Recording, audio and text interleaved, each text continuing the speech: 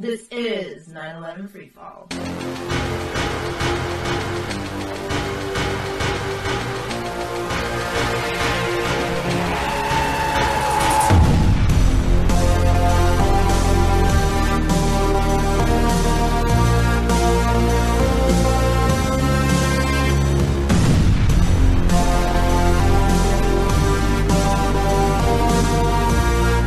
Good evening, ladies and gentlemen. Welcome to another episode of 9/11 Freefall. I am the host, Andy Steele. Guest tonight is Marti Hopper. Marti has a PhD in clinical psychology. We're going to be talking about psychology and about the post-9/11 world, particularly the people in it who looked the other way on purpose from the controlled demolition evidence, the evidence showing that buildings 1, 2, and 7 of the World Trade Center complex were brought down with preset explosives on 9/11. What is going on there? How do we overcome the cognitive dissonance? It's going to be an important discussion that we're having tonight in this interview. Stay tuned. I'll be playing that for you in just a minute or so. Before I do, though, I just want to bring everybody's attention to the fact that AE 9/11 Truth right now has webinars going on. Yes, Richard Gage every Thursday and Sunday is going to be going over the evidence with live audiences on the internet, right off of the AE 9/11 Truth webpage. I'm there too. I am facilitating the questions and helping Richard out in this webinar series. So the easiest way to access that at the appropriate times, that's Sunday at 4 o'clock Pacific time, 1 o'clock on Thursdays Pacific time. So you can translate that into the other time zones. But the easiest way to access this is just go to ae911truth.org. Go over to the right-hand side of the page, scroll down, and you'll see there's a banner that says AE's Webinar Series. It's got a nice little picture there. You click on that, and I'm clicking on it now. There's no webinar going on at the moment. And when the webinars are going on, there will be a question box that you can submit your questions to Richard Gage. And if it's a good question, we're going to have it read, and Richard will be answering it. So please check them out, but don't just check them out. Also send the links to your friends, your family, anybody that you think needs to see this information. Anybody, that means everybody, because everybody does need to see this information. So bring a new person. My rule still applies whenever you go to one of these presentations. Bring a friend, bring somebody that doesn't know about this information. So that is available to you. Check them out. Again, every Sunday at 4 o'clock Pacific, 7 Eastern, and every Thursday at 1 o'clock Pacific. That translates to 4 o'clock Eastern. All right, before I play my interview with Marti Hopper, we're going to do what we do every week. We're going to take 10 seconds of silence to remember the victims of 9/11, their families, and all the people who died in the wars that followed 9/11. We'll do that beginning now.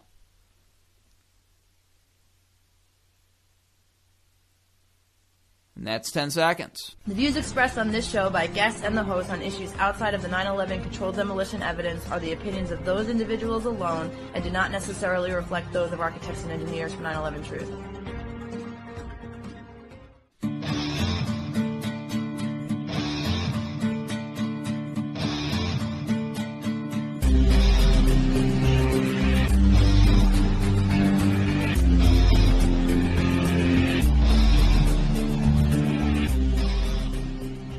Marti Hopper holds a PhD in clinical psychology. She's based in Boulder, Colorado. She was a corporate management trainer and consultant for 30 years, a community educator for a local nonprofit focusing on prevention of sexual violence. She did that for 10 years. She's also co-founder of the Boulder 9/11 Visibility Group. She'll be talking about that today. And about just overall waking up to this issue and the psychological state that we are facing here in this country, in the post-9/11 world, in the wake of the controlled demolition evidence. Marti, welcome to 9/11 Freefall. Hi, Andy. Thanks so much. Appreciate the invitation. Okay, I gave a brief intro, as I always do, so please elaborate. Tell our audience more about yourself. Okay, well, as you mentioned, I'm a clinical psychologist. I've lived in Boulder, Colorado for the past 37 years, and my husband Bob is also a clinical psychologist, and we do appear in the Expert Speak Out video in the psychology section. There are a few of us there from Colorado. And, I've been, as you mentioned, most of my career was actually focused on management consultant, team building, conflict resolution, interpersonal communications, and then most recently working with the Rape Crisis Center here in Boulder for 12 years doing community education and working with survivors as well.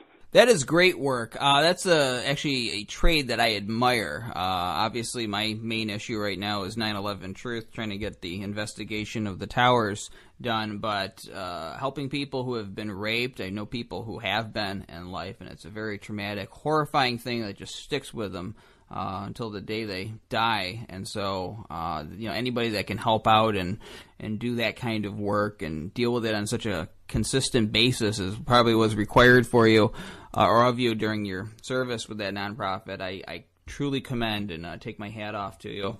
Oh, thanks, Andy. And that's, when that is the work I did that really involved knowing about trauma and working with trauma victims, as you've mentioned. Now, I have recently retired, and so that gives me time to now devote myself to trying to get the truth out there about what happened on 9/11. Well, just the national trauma that keeps on giving each year as we get farther and farther away from the event. Before we get into that deep psychological discussion, tell us your 9/11 story. How did you wake up to the evidence eventually, too? So I was not one of those people who immediately saw that. I believed the official story until it was 2005, I believe, and we have a fabulous independent radio station here in Boulder called KGNU. So anybody can listen to it, kgnu.org. And there was a man named Robert McFarland, Dr. McFarland, and he was a local activist, medical doctor, and he had a weekly show on KGNU, and he would talk about 9/11.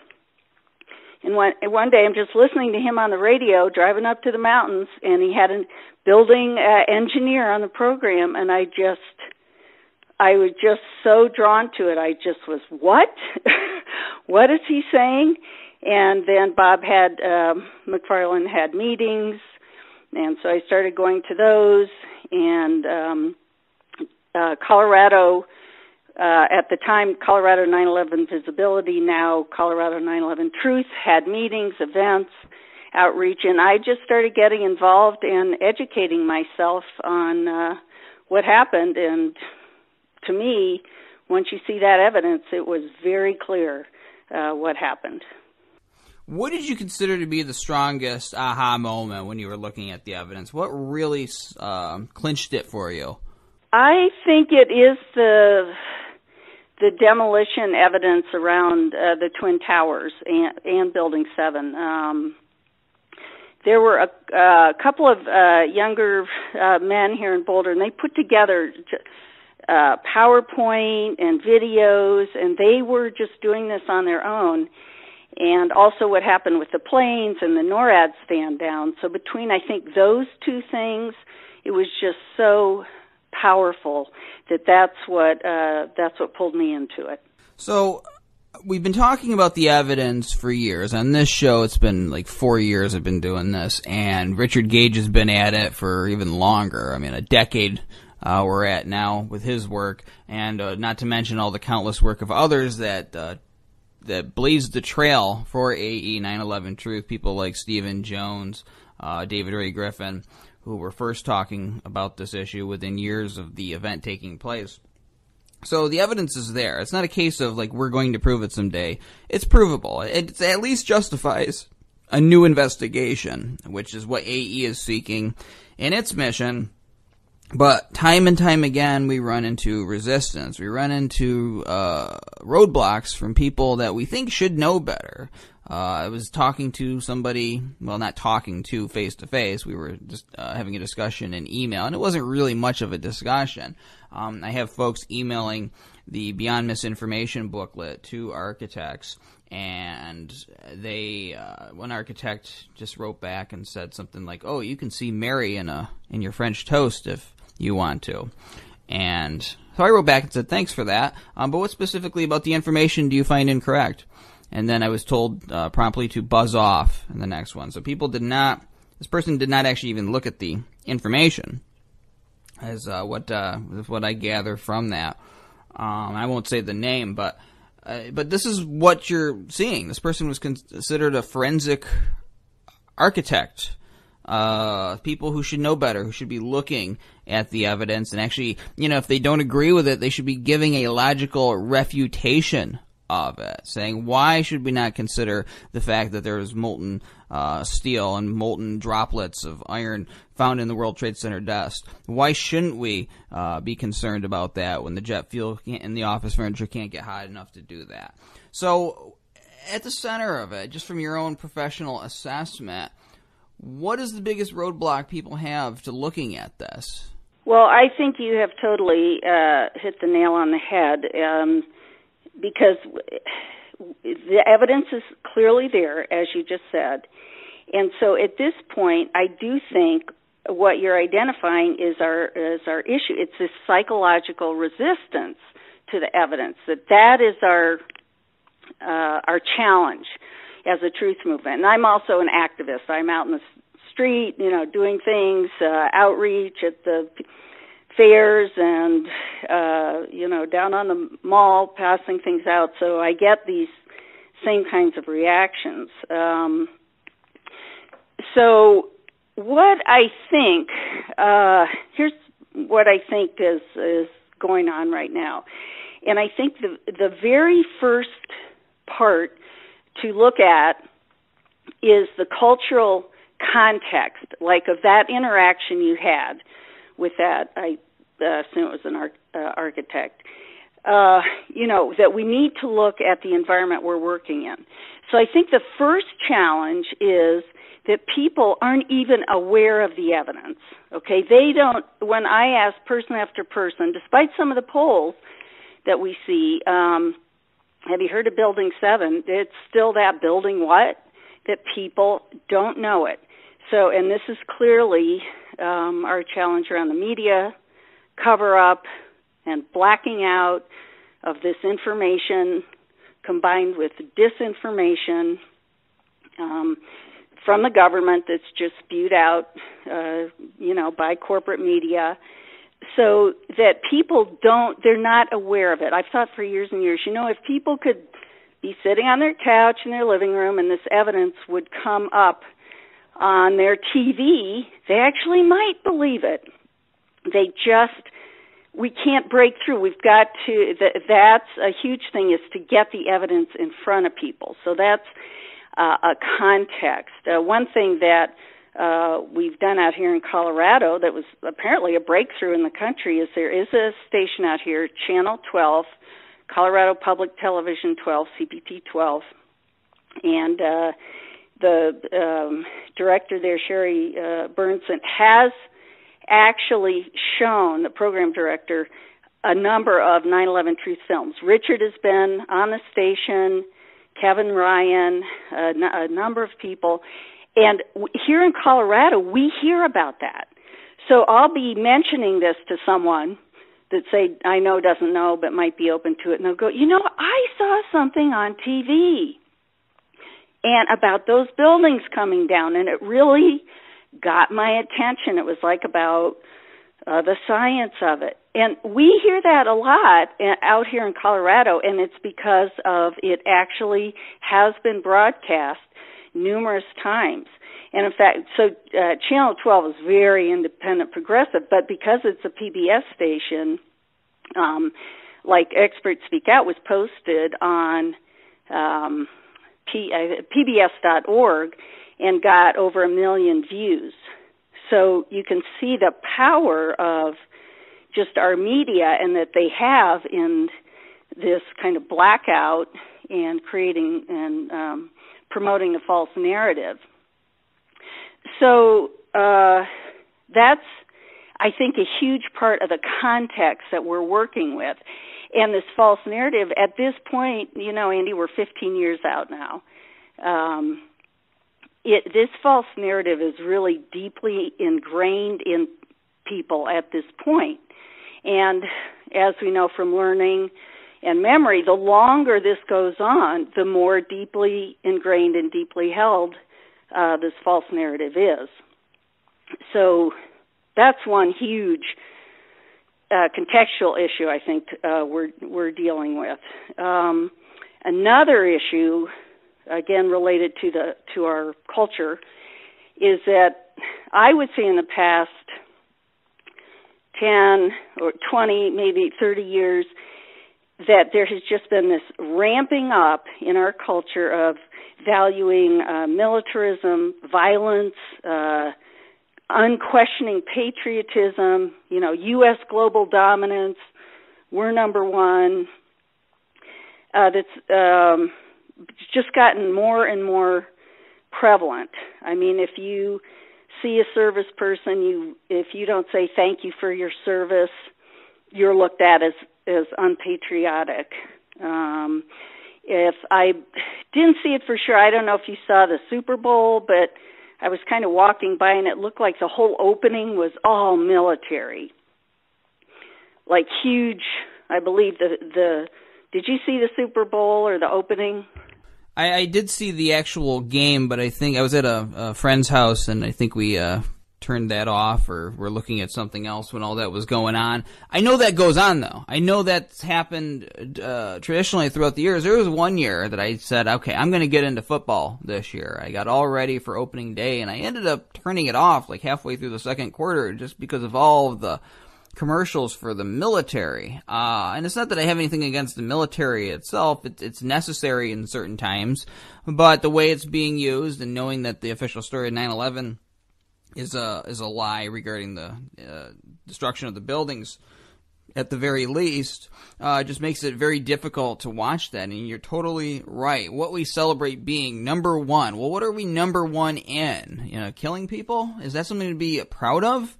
I grew up with the heroes that I was taught to like, is that these were people that were strong, had the ability to hurt anybody, but chose not to. And I know it's fictional, but Superman is a perfect ideal. Somebody that can probably kill anybody with his pinky, but chooses not to kill people, chooses to do the right thing. And those were the values that we once had. But now it's like we got a blank check to do whatever we want in the world because of 9/11, because we're the number one country in the world, and we can quote unquote turn anybody into a parking lot. That was the big expression in the days that followed 9/11. We're going to turn them, whoever this is, into a parking lot. Just absolute loss of control, loss of reason, and it continues in a more subtle way 15 years after the event took place. And I guess this leads to my next question, is that time. The fourth dimension, I've heard people call it. Do you think that time is going to help or hinder our efforts as we move forward? Well, I feel that the longer this goes on, that will hinder us. And that, as I say, because these beliefs go on and on and on unchallenged, these beliefs of what we're talking about, we're number one, this myth of American exceptionalism, we're the good guys, which is often phrased that simplistically from our political and military leaders. I hear this, quote, we're the good guys. I'm like, oh my gosh, is this where we've come to? So the more time that lapses before people are able in a mass way to get exposed to the true evidence or the science, I feel that will work against us. Now, I will say on the flip side, as an activist, I have seen time working for us because people are a little less reactive around 9/11 itself. They're a little less reactive. It's like time passes. There's less of a quick emotional response. Perhaps they have heard things like what I mentioned about, seeing something on TV. Oh, I did see something about that, or I did hear that. So we have found as activists that people are a little more calmed down, which are a little more open emotionally then, to hear some of this evidence. Now, that may exclude people who were literally traumatized by 9/11. We had our Colorado 9/11 group had a public meeting on Sunday afternoon on false flags, kind of educating people about that and an open discussion. And one of the men there, young man, was at Ground Zero in New York on 9/11, covered with dust. He said, and 15 years later, he said, I am just now at the point where I can come to these meetings and try to do something. So someone like him, people, military families who have lost family members, I don't expect everyone to get on the truth bandwagon. That's not realistic, and we don't need everyone. We need some segment, I don't know what percentage of the population that knows enough about this to make a shift. That's where time can help us. But there's some people, they need that personal space. They need more empathy than us pushing against them. But anyway, in terms of this culture that I'm mentioning, this ramping up of the violence and militarism, increased militarization of our police and so forth. This is where I think time is working against us, as it has created this mindset now that we're in of most Americans.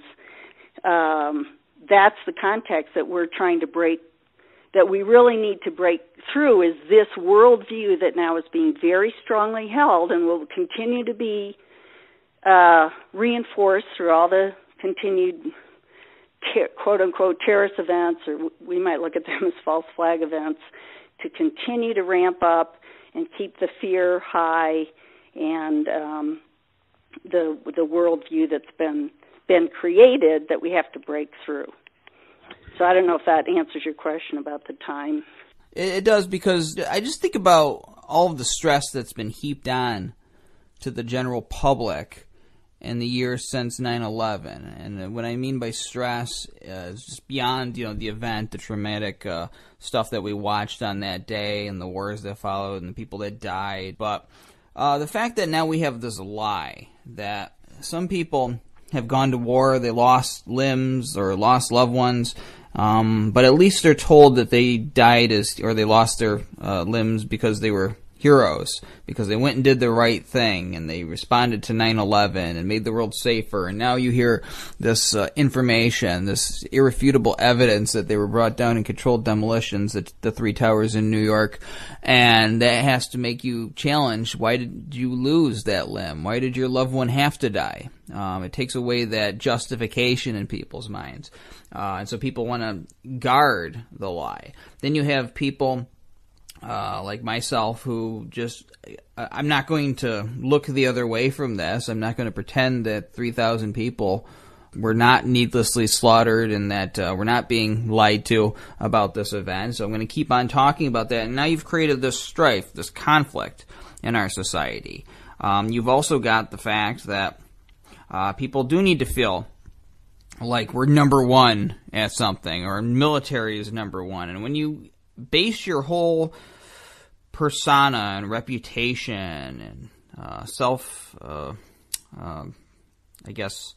perception on being the strongest, of being able to just lick anybody within your circle, that's something you got to defend. It's like being the boxing champion of the world. It's something you always got to try to maintain, and that's stressful within itself. Because when you lose that, it takes a big blow to people's psyche. I've seen people like this. So I think that's going on in this country too. And it's just all of this needless stress being heaped upon this nation, with our values being all screwed up, with us having to maintain a lie and looking away from an obvious truth that if we just acknowledge this and had it out, we can move forward and be awesome again. I mean, again, I've said this a lot. We've had slavery in this country at one point. Slavery is a terrible, terrible, tragic thing, but we can celebrate the fact that we overcame it, and that, there were abolitionists working their butts off for 100 years, at least, to make that abolition happen, right? So it's all a perception thing. It's all how you look at it. And I think that as we move forward, if we get people to acknowledge this, we are going to be just fine as a country. And I think a big part of that are the young people, the people coming up who don't have as much of a dog in this fight. So when new generations come up, do you think that they're going to be more apt to look at this impartially and be able to accept the evidence and do that work of getting a new investigation going? Well, I certainly hope so. I mean, the downside is that it's like ancient history to them, like Vietnam, what, where, what? I don't know what that is. Even someone of, my son's generation didn't live that. But on the other side, again, they have an emotional distance from it and not the same connection that those of us who literally witnessed that day, people dying. And a definition of trauma is your fear for bodily integrity or harm or fear of death, like if you're in a car accident, as an example. But that same effect can happen by watching someone who is being harmed or shot or killed. So that's why, for example, military who come back having been in war, they didn't get hurt, but they watched their buddy get blown up, are traumatized. So that happens. Now, this next generation will not have watched that live, although they watched the videos, but they didn't have that personal experience of watching people die on TV that day and repeatedly shown over and over again. So there is some hope there. We do a huge, our Colorado 9/11 Truth does a really big outreach event every June in Denver at what's called People's Fair. And, it's thousands of people there, and we have a big, not only a booth, we spread out with huge posters and banners and all sorts of great materials, and people stop by and read this. We reach hundreds and hundreds of people. And I had one young person come by who was in high school, and he stopped and he said, this, I haven't heard of this, but this makes sense to me because I was in a class in my high school and we studied Gary Webb. And we studied what happened to him, the journalist who had exposed the drug running and got, quote unquote, committed suicide by shooting himself in the head twice. And he said, we studied this, so what you're saying makes sense. And that is another psychological factor, is how much exposure do people have already to either false flag events or understanding covert operations, the government lying and covering up things, where there's an openness to that, or having been educated about it, then they're more easily accepting of this evidence on 9/11. So hopefully we'll see that with younger people. So I'm not sure. I am hoping something will break through sooner than this new coming generation. Although I will say, when I get discouraged with the activism, I do, just as a woman, think of the suffrage movement, and that women worked and men worked for so long. I mean, women couldn't even vote. When my mother was born, women didn't have the vote. We're not that far away from these kinds of things. Yeah, I mean, that is a great example of how we have been able to overcome long-held beliefs, not just in this country, but in this overall world. We know that the women don't necessarily have the same rights in other countries that they do here, so we're still struggling in that respect in some places on this planet. But there you go.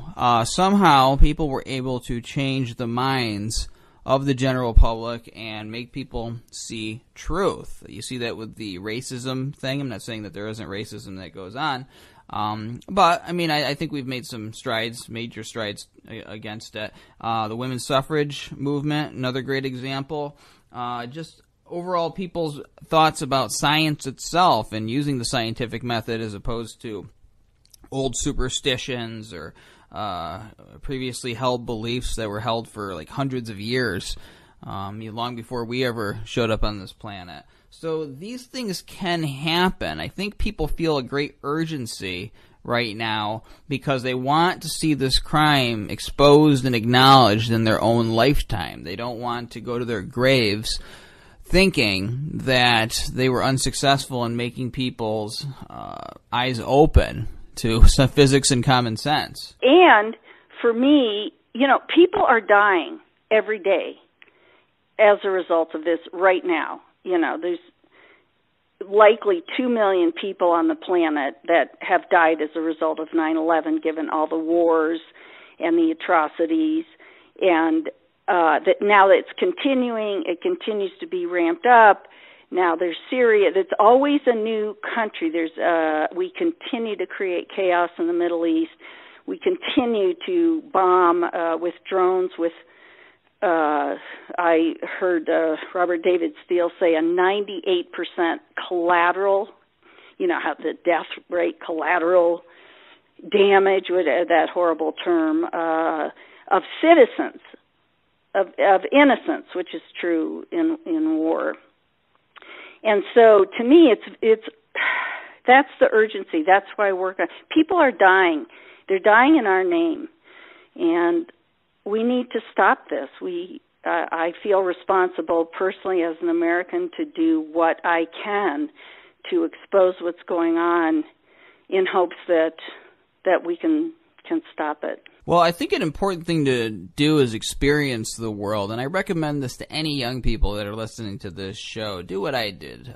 Go places, be a teacher, join the Peace Corps, and live somewhere. Do it while you're young. It's a lot harder when you get older. Trust me, as you get older, you start to enjoy the comforts of your immediate surroundings more and more, and they become it becomes harder to leave them. But when you're young, that's the time to do things like have to sleep in a cold house in the middle of the winter, freezing below zero freezing temperatures because the government sold all the gas to the Chinese and forgot about their own people. You can have that experience, realize that, hey, you get to go home in about a year, but these people got to live this every single year, and realize what you have. And the reason I'm bringing this up now, as you talked about the drone bombings, that was a big issue with mine. I woke up to that about the same time I woke up to 9/11 because I was reading some article about an apartment building that got hit with a drone strike and killed like all these people at it. And I was thinking, oh my God, no wonder they're mad at us. They were trying to get like one guy and they killed the entire apartment building full of people in Pakistan, which we hadn't technically declared war on. And I started thinking about these drone bombings at weddings. I started thinking about friends that I had in Uzbekistan, which we weren't drone bombing in Uzbekistan, but it was a very similar country to Afghanistan and Pakistan. I started thinking about my friends and when they had weddings and sitting around drinking and having fun, doing their thing. And just what if a strike had happened to them to get one guy and killed 100 of them, or killed even 20 of them? How horrible that would be. I suddenly have a way to relate to that. And now I realize that, hey, these things do matter. These people are real on the other side of the world, and we can't allow this to happen. I think if more and more Americans had made these connections in their lifetime and actually experienced life on the other side of the world, there would be a more empathetic reaction to news stories like that, and I think it would influence our foreign policy and influence things like looking into 9/11, which is the supposed justification for everything that we're doing right now in the world. Yeah, I love that point, and you're encouraging people and young people to travel if they can. Certainly not everyone is able to do that. But I was talking to my yoga teacher recently about this, and I would love to see a video on this. I'm very open to it. And she said, I lived in Guatemala for over a year, and I know what we do abroad. I know what this country does. And Guatemala, oh my gosh, I mean, the horrors that of what we did there. And so that was an example. I personally lived in Beirut, Lebanon for a year. I did my junior year abroad in Beirut, and that has impacted me all these years very deeply. I lived in the Middle East. I know Arab people. I know Palestinians. I know what a wonderful, generous people they are, and to have what is going on now, that they're all terrorists, is just horrific. It definitely educates us. So I love that point, Andy. So according to your own understanding, your own opinion, what is the first step people need to make in their minds, and the most difficult adjustment that they have to make when accepting that the evidence is true, that the buildings in New York were really brought down and controlled demolitions on 9/11? So I think our major challenge here of what to break through is what I was outlining before. It's this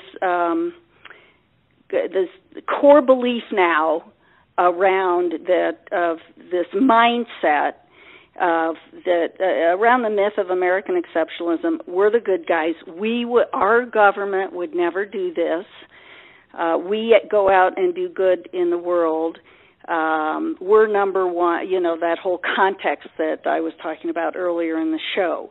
So I think and then this concept you hear from a psychologist all the time of cognitive dissonance, that's where we run into the wall. So most Americans have never heard the science. They don't know what we're talking about. They think we're great, and we would never do this. And now we're coming at them with this very different information, very different, and it challenges these core beliefs. And when that happens, that creates this what's called cognitive dissonance, and that creates a lot of discomfort. It creates this internal tension.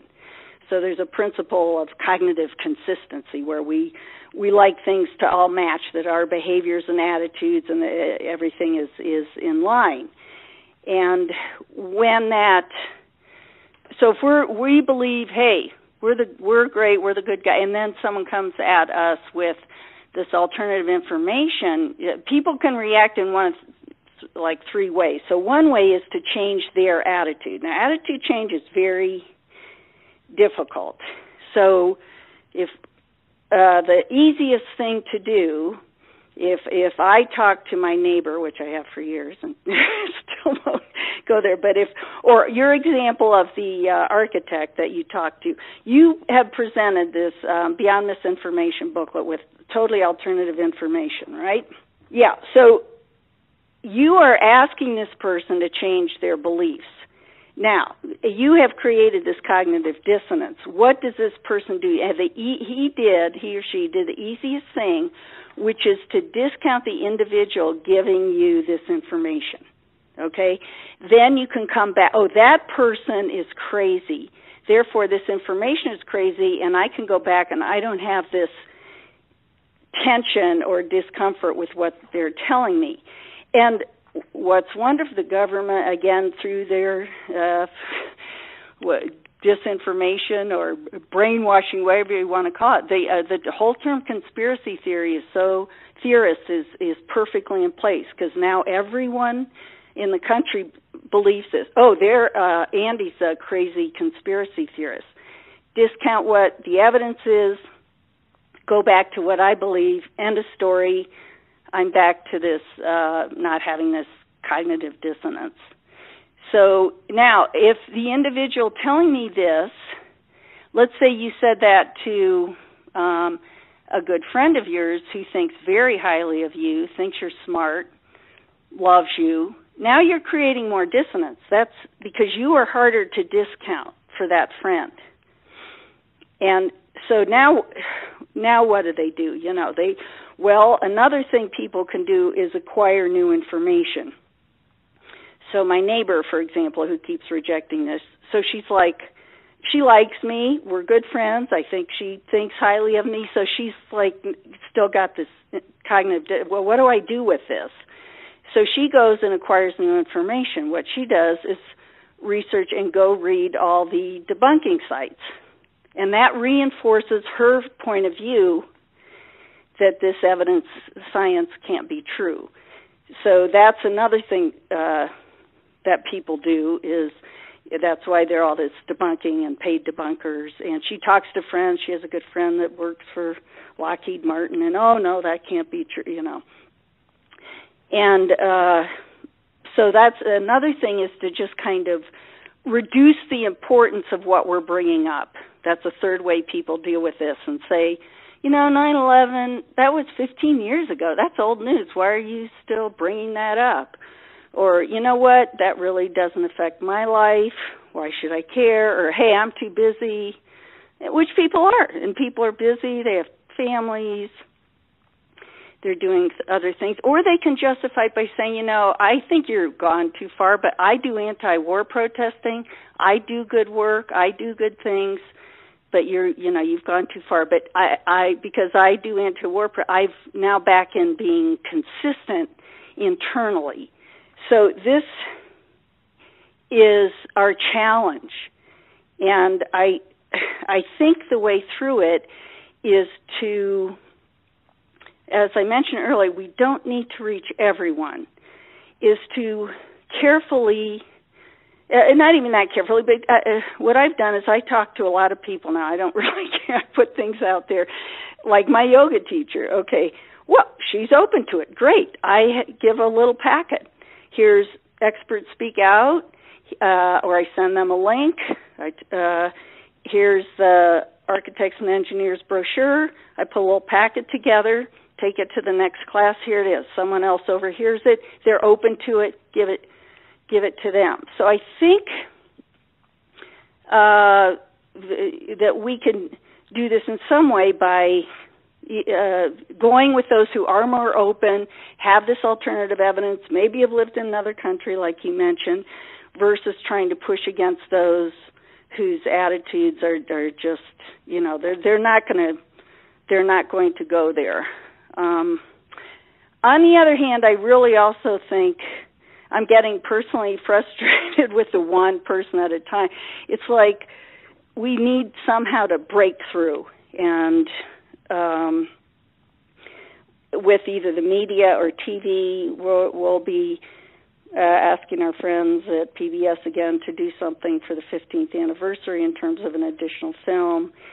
And, I have some other ideas, but that we need to really try to break through on a massive scale. Actions like our People's Fair in Denver, we do reach hundreds and hundreds of people, and even if people don't stop at our booth, we have the information so just visible that they see it when they walk by. And if we're all out there doing this, and as I'm part of this Truth Action project that's nationally connecting activists at every level in the country, that maybe we can break through that way as well. But it's not, it's not easy for these reasons that I've mentioned. Well, I'll tell you what, you were talking earlier about people having their confirmation bias going to debunker sites. If that's good enough for them, they should still be agreeing with us for a new investigation. The fact that structural features were left out of Building 7's design and the analysis, the fact that input data is kept under lock and key, the fact that the Building 7 computer model doesn't, that's what I'm talking about when I say the input data, the computer model on Building 7, the computer model doesn't even mimic what actually happened in real life. The fact that they never did tests on the dust for any incendiaries or explosives. These are things that should have been done to begin with. These are the things that are making people think the government is hiding something. And so if you agree with the official story, you should still be for transparency to address the very legitimate concerns of the general public. Look, when I was a kid, I shouldn't even share this story, but my brother had a very vivid imagination. He had this really freaky puppet called Hugo, Man of 1,000 Faces. Google it. This thing traumatized me. And he made up these tales just to mess with me. I wasn't even in school yet. I was really young, telling me this thing was alive and it was out to get me. So, after about the second or third nightmare, my mom just, while my brother was at school, took me in his room, went into his closet, opened the thing up, said, look, he's made out of plastic. He's not real. Hugo's just a toy. Don't worry about it. It was gone. The problem was gone after that. All right, that is what you do. So even if you think that the concerns are unfounded, even if you're going to take that position, you should still be agreeing to a new investigation simply to address the problems with the original investigation, simply to address the flaws, and these flaws exist.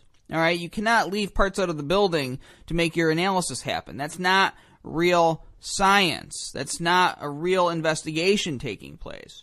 All right, if you are so convinced that they're not going to find anything when they test the dust for explosives or incendiaries, then do the tests. Have the government do the tests, the same tests that Niels Harrit and his team did. Have them release the input data. They should be doing that anyway, just like Richard Gage said on C-SPAN's Washington Journal, because if you believe the official story of Building 7, that a few thermally expanding beams can bring a 47-story steel frame high-rise crashing down on people's heads in a matter of seconds, then we got a tremendous building safety issue, and architects and engineers need that input data to make buildings safer so nothing like that ever happens again, so that our firefighters, who they had been pulled from Building 7 on the day of 9/11, but in the future they may not be pulled from the building. So we can't be endangering firefighters now that we have this new phenomenon being presented to us by NIST. What are we doing to address those concerns? So if you don't like quote-unquote conspiracy theories, you should be standing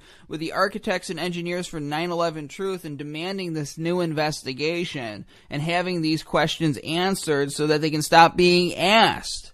So you should go out and sign that petition right now. Put your name to it and stand with every American who are simply concerned about the country, concerned about this event that took so many lives and had such a huge impact on our nation, and put this behind us. I think everybody should agree to that. What do you think? Yeah, well, I absolutely agree with you. And in fact, I mentioned this Truth Action Project. It's a national project that Bill Jacoby's heading up, that where it's an organized effort throughout the country to reach more people. And one of the men on the call, I think he was himself a firefighter, and this is his approach, what you were just saying, and he has put together something he calls Protect Our Protectors, and he's going to city councils and churches and saying exactly what you just said. If this building just fell down and we don't know, then you, city council, if you don't have the correct information and you're sending your firefighters into buildings on fire, and you don't know why this building fell down, you are putting them in jeopardy. And he's getting, apparently, great success with this. So I thought that was a very cool approach and a good one. It's exactly what you're saying. So I think someone who's not so far gone, like that person that responded to you with the Beyond Misinformation, that is a good approach. Again, it's a logical approach, but that may help. You know, we've just got to keep somehow opening the door, kicking it open somehow with some of these bigger ideas. Well, what gets me too about supposed forensic architects is the lack of professional curiosity. And this isn't even reflected in other disasters throughout history. It just seems to be with 9/11 because people don't want to go near it. There was some stadium built out of wood, and I don't remember the name of it off the top of my head, but it was in ancient Roman times, and the engineer who crafted it, the thing fell apart during a gladiator game. A lot of people died, and this dude got banished who created it, and people still analyze it, even though they weren't there, and it's a lot harder to salvage data on something that collapsed in Roman times. People still analyze it and what likely happened and the reason that this thing went down, and because it's interesting. They're obviously architects, they're engineers, they're interested in the topic, and they want to know more about it.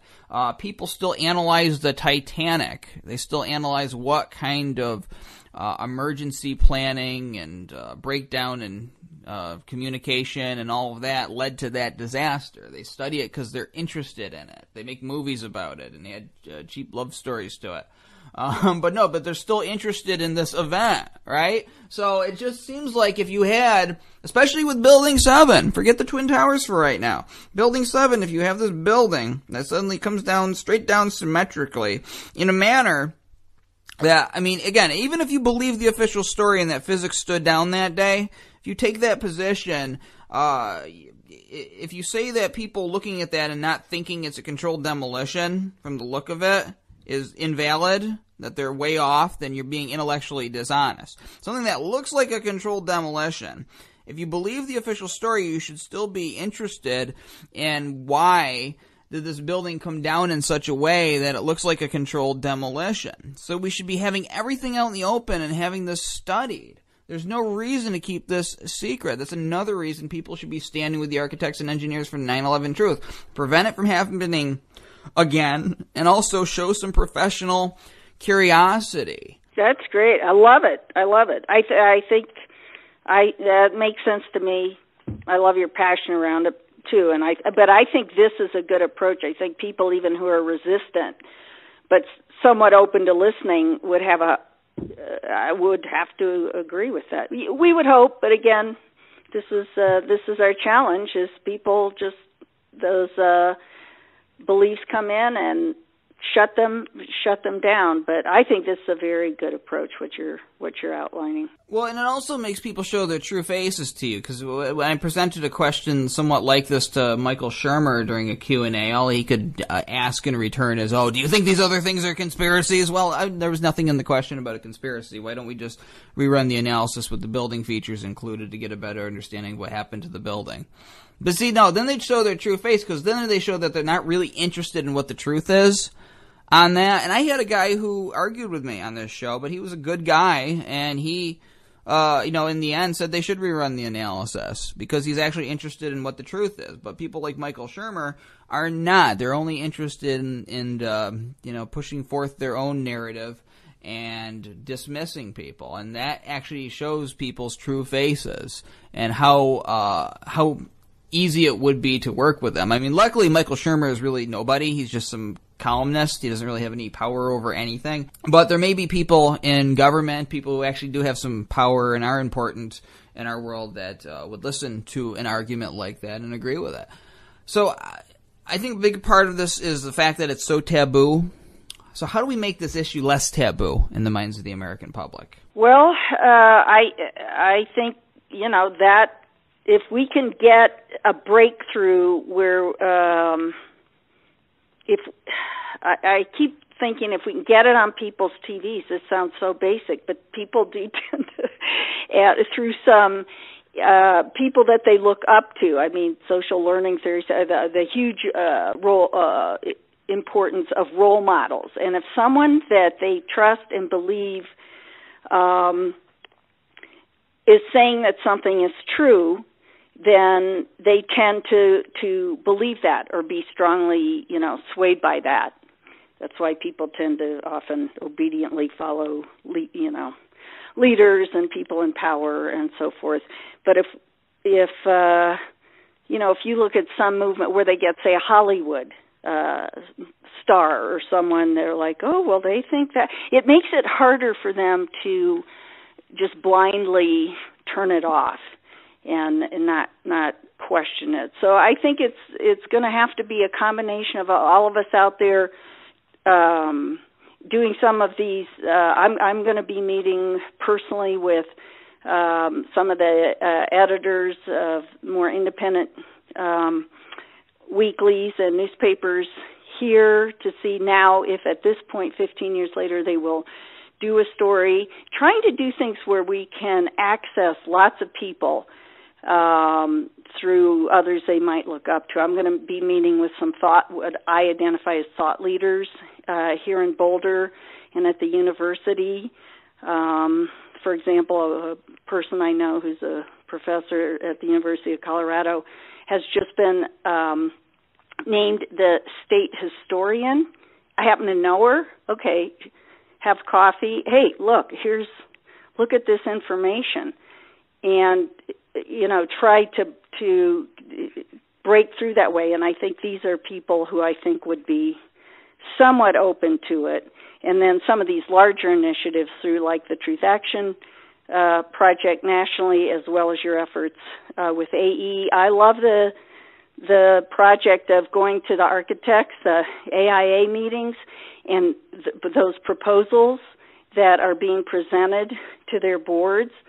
I love that strategy because they have to look at it. Even if they vote it down, you have at least exposed a huge group of professional architects to this alternative information.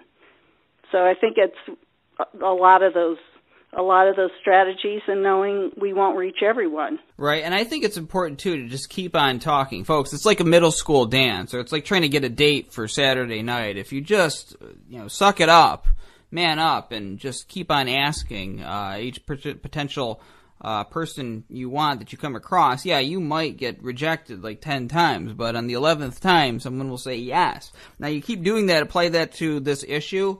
People maybe in cognitive dissonance, or they have their own personal reasons for not wanting to be a part of this.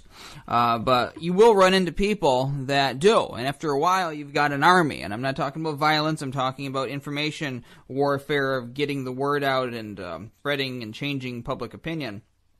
But just keep on doing the work, keep on going through the motions and talking to people, and eventually you will wake others up. And as more people wake up, the less taboo it becomes. It becomes something that becomes widely known and eventually accepted. You see this with so many other issues in the world. And we also got to change how we portray the world through our entertainment and our fiction. I remember growing up and how they would treat racism on TV shows is completely unacceptable, terrible. And now we've gotten to the point where you have characters who are interracial couples, and they don't act like it's a big deal at all. I mean, it's just part of life now, and people accept it. That's a good thing. That's a good way that entertainment has been used to change attitudes. We need to do that with the issues like 9/11, the fact that government officials can lie about things like that, but rather than treating that as something that just happens and we accept it, we should treat it as unacceptable. We should portray people standing up to this and doing something about it.